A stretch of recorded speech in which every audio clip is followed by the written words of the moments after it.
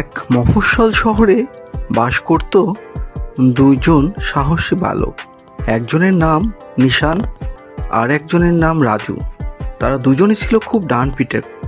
তারা এলাকায় বিভিন্ন অঞ্চলে ঘোরাফেরা করে আর সন্ধ্যা হলে রাস্তার মোড়ে একটি দোকানে বসে তারা দুইজনই আড্ডা দেয়। তাদের দুজনের মধ্যে ছিল বেশ মতভেদ আর শত্রুতা। কেউ কারো কথা শুনতেই পারে না। পাশাপাশি দুইজনের বাড়ি। নিশানের সাথে যারা বেড়ায় তারা রাজুর সাথে থাকে না, আবার রাজুর সাথে যারা বেড়ায় তারা নিশানের কথা শুনতেই পারে না। তাদের মধ্যে ছিল চরম দ্বন্দ্ব। তবে নিশান ছিল বেশ উগ্র প্রকৃতির আর রাজু ছিল পরোপকারী। কিরে নিশান, কেমবা আছিস? তুই নাকি এখানকার মস্তান হয়েছিস? তা কবে তেন মস্তান হয়েছিস? লাইসেন্স কি পাইছিস না কি রে মস্তানের? কত দেখি। তোরে ক্যাডাই কইছে আমি মাস্তান? যে কইছে হেরে জিগা আমি কবে তো লাইসেন্স পাইছি। তুই যা কইছস হাসাই কইছস। আমার তেন বড় মস্তান কেউ কে আসেনি কদি? তা ঠিকই কইছিস, তোর সে বড় মস্তান এখানকার কেউ নাই। তুই করছি কি, তুই যা মনে করতেছিস তা কিন্তু না। তোর তেন বড় মস্তান কিন্তু আমার এখানে আছে। ক্যাডাই আছে? এ তো হুন না ক্যাডা। এই আমারে কি তুই ও মনে করিস নাকি রে? হ্যাঁ, আর তুই যায় এলাকার ভিতর কইরে বেড়াচ্ছিস, ঠিক করতেছিস না, বুঝছিস? দোস্ত অর্ডার দাও, একদম জাস্টিকাল 5 করে দি।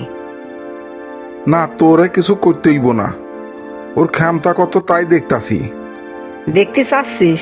দেখতে চাচ্ছিস তো ক্ষমতা কত আমার দেখতে চাচ্ছিস? তোরে কিন্তু কলাম। কি কি কি করতে চাচ্ছস? কি করতে পারবি? হ্যাঁ আমারে কি করতে পারবি? তুই চেনস আমারে? বাবা নেশান, বাবা রাজু, তোমরা আমার দোকানের সামনে মারামারি করো না বাবা। তোমরা দয়া করে বাড়ি যাও বাবা, এসব করে লাভ নাই বাবা। এই এলাকায় একটু আমরা শান্তিতে থাকতে চাই বাবা। তোমরা কি সেটা হতে দেবা না বাবা?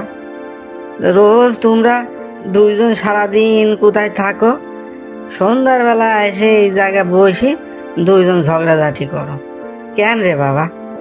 তোমরা দুইজন তো দুই দিক দুই মূল্যকে থাকলেই তো পারো। তোমরা কেন আবার দুইজনে এক জায়গা হয়ে আসতে পারো? নাকি দুইজনের রাগ দুইজনের না ঝাড়লে শান্তি লাগে না বাবা? কদিকে নি যাও বাবা, যাও দুইজনে দুইজনের বাড়িতে যাও। রাত হয়েছে। ঠিক আছে, আজকা কিছু করলাম না বুঝলা, কিছু করলাম না, তোরে দেখানো মানে। দেখিস এলাকায় তো থাকবো না, দেখিস তোরও খবর আছে। তুই মনে করিস নি, তোরও কিন্তু খবর আছে। ভালো হয়ে যা, তোর এলাকার ভিতরে যা যা করছিস সব আমার কাছে কিন্তু খবর আসতেছে, বুঝলি? যা বাড়ি যা। তারপর নিশান ও রাজু দুজনই তার নিজ বাড়িতে চলে যায়।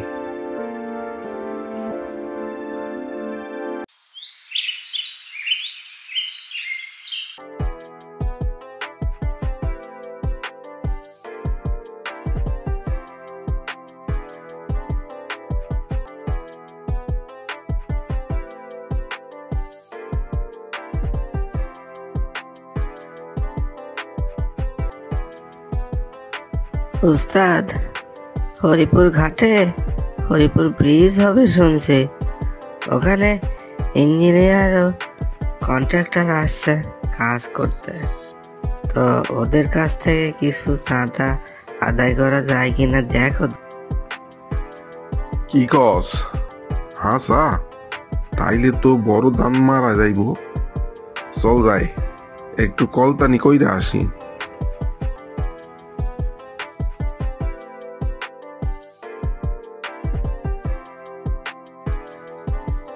তোমরা কেডাই গো সুন্দরীরা? তোমার নাম কি জানন যায়? ওমা কিছুই তো কয় না। আমার নাম কেন বলবো আপনাকে?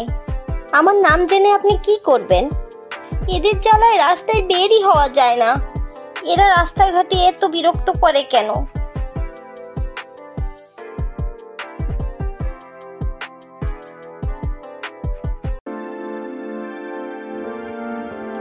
নিশান দলবল নিয়ে হরিপুর ঘাটে চলে যায়।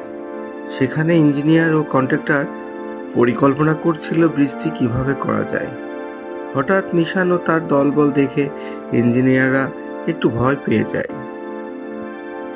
বাবারা, তোমরা এত লোকজন নিয়ে এখানে কি চাও? আপনারা শুনলাম এই ঘাটে ব্রিজ করবেন, তা খুবই ভালো কথা। তাই এই এলাকায় কেউ কিছু কাজ করার আগে আমার আশীর্বাদ লইয়া যায়, তো সেটা তো করেন নাই, আর এটা মনে হয় আপনার জানা নাই।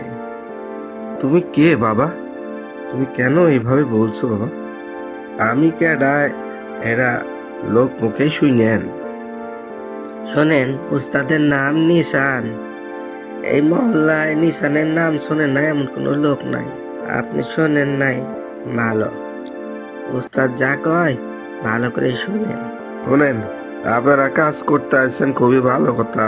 তাই এই কাজ করতে হইলে আমাদের কিন্তু খুশি করতে হইব, বুঝছেন? এখন জায়গা নজরানা না ঠিক মতো পাঠাইয়া দিয়ান। বাবা, তুমি কি বলো এইসব? এই কাজটা তো তোমাদের উপকারের জন্যই হবে। এই ব্রিজটা তোমাদের উপকারে আসবে, তাহলে তোমাদেরকে কেন নাজরানা দেব বলো? কথা কম কইলেই ভালো, যা কইতাছি তাই করেন। আমার পোলাপান আইব, ওরে নজরানা দিয়া দিবেন। কথা বলে নিশান তার দলবল নিয়ে সেখান থেকে চলে গেল। এই পুরো ঘটনার পাশে থেকে একজন ব্যক্তি মনোযোগ দিয়ে শুনছিলেন। তারপরে তার কাছে গিয়ে বললেন, শুনেন, আপনারা এদের কথায় কোনো কান দিবেন না। এরা হচ্ছে চাঁদাবাজ, এদেরকে আপনারা বেশি পাত্তা দিবেন না। কিন্তু ভাই, আমরা এখন করব কি তাহলে? শুনুন, এই গ্রামে একজন পরোপকারী লোক আছে, তার কাছে যান। তার নাম রাজু। সে খুবই ভালো ছেলে। সে এই সন্ত্রাসীদের মোটেও ভয় পায় না।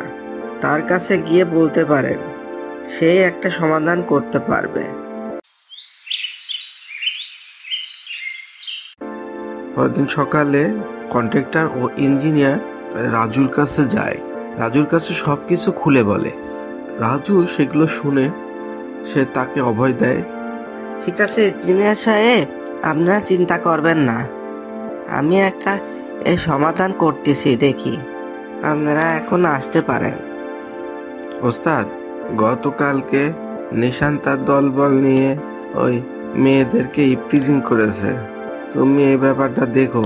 গ্রামের লোকজন ঠিক মতো চলাফেরা করতে পারতেছে না নিশানের জন্য। ঠিক আছে, ওইটাও আমি দেখবো নে। হ্যাঁ, এলাকার মা বোনরা ভালো মতো চলাফেরা করতে পারতেছে না, ওর জন্য ওর একটা বিহিত আমি করেই ছাড়বো না, চিন্তা করিস না। কালকে সকলেই রেডি থাকবি, কালকে আমার ওর সাথে একটা হ্যাস্ত ন্যাস্ত করেই ছাড়বো।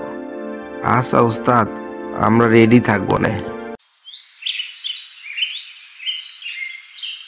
পরদিন সকালে রাজু ও তার দলবল নিয়ে নিশানের খুঁজতে বের হয়। এক সময় একটা জায়গায় ওদেরকে খুঁজে পায়। তখন রাজু নিশানকে বলে, কিরে নিশান, তোর এত বড় সাহস হয়েছে, তুই আমার এলাকার কাজ তুই বন্ধ করে দিয়েছিস বলে? তা তোর এত লেকচার দেওয়ার দরকারটা কি? আমি শুনি আমি কি করতেছি কি করব, তার কি তোরে কইয়া স্মরণ লাগবো? তুই যেটাই করতেছিস এটা তো ভালো না।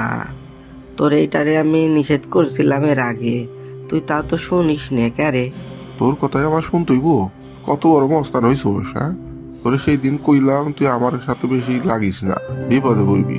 কি তুই আমার বিপদ দেখাচ্ছিস?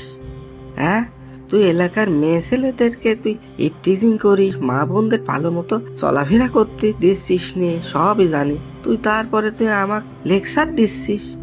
হ্যাঁ, ধর তো। একসময় নিশানের সাথে রাজুর অনেক মারামারি হয়। মারামারির এক পর্যায়ে নিশান অনেক আহত হয়। সে হসপিটালে ভর্তি হয়।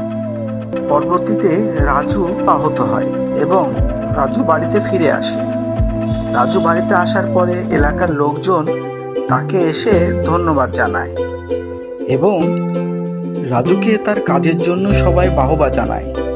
রাজুকে তার ভালো কাজের কার্যক্রম চলমান রাখার জন্য সবাই অনুরোধ করে।